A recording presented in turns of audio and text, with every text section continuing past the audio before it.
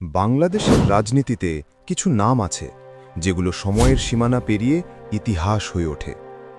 বেগম খালেদা জিয়া একজন নারী যিনি রাজনীতিতে আসার স্বপ্ন দেখেননি, কিন্তু ভাগ্যের নির্মম বাস্তবতা তাকে দাঁড় করিয়েছিল ক্ষমতার কেন্দ্রবিন্দুতে।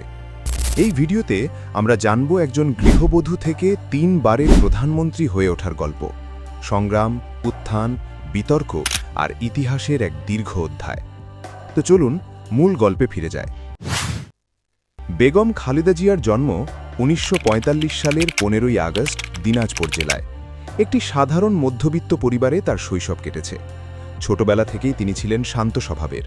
রাজনীতি বা ক্ষমতার প্রতি তখন কোনো আগ্রহই ছিল না।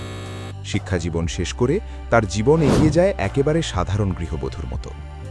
জীবনের মোড় ঘুরে যায় যখন তিনি বিবাহ বন্ধনে আবদ্ধ হন তৎকালীন সেনা কর্মকর্তা জিয়াউর রহমানের সঙ্গে।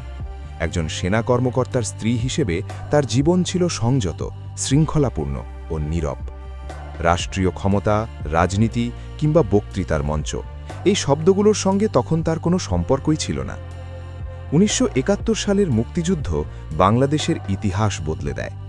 জিয়াউর রহমান হয়ে ওঠেন একজন বীর মুক্তিযোদ্ধা ও জাতির পরিচিত মুখ, আর খালেদা জিয়া থেকে যান পর্দার আড়ালে, একজন সহধর্মিণী যিনি সব সময় পরিবারকেই প্রাধান্য দিয়েছেন।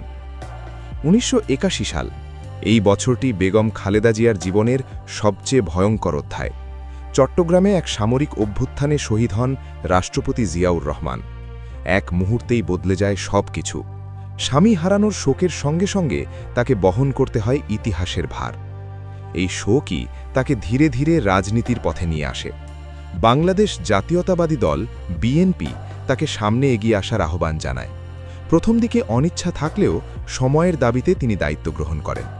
একজন রাজনীতিতে অনভিজ্ঞ নারী, কিন্তু তার পেছনে ছিল এক বিশাল সমর্থক গোষ্ঠী এবং শহীদ রাষ্ট্রপতির আদর্শ। 1984 সালে তিনি বিএনপির চেয়ারপারসন হন। সামরিক শাসক এরশাদের বিরুদ্ধে আন্দোলনে তিনি হয়ে ওঠেন আপোষহীন কণ্ঠস্বর।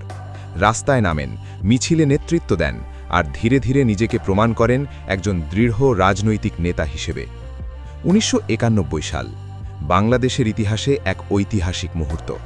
সাধারণ নির্বাচনের মাধ্যমে বেগম খালেদা জিয়া হন দেশের প্রথম নারী প্রধানমন্ত্রী।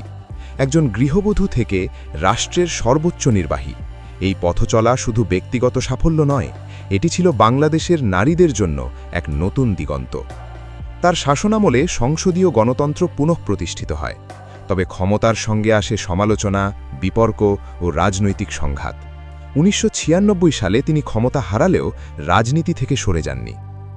2007 সাল, আবারও তিনি প্রধানমন্ত্রী হিসেবে ক্ষমতায় ফেরেন। এই সময় তার সরকার উন্নয়নমূলক কাজের পাশাপাশি কঠোর সমালোচনার মুখেও পড়ে। দেশের রাজনীতি আরও বেশি মেরুকৃত হয়ে ওঠে।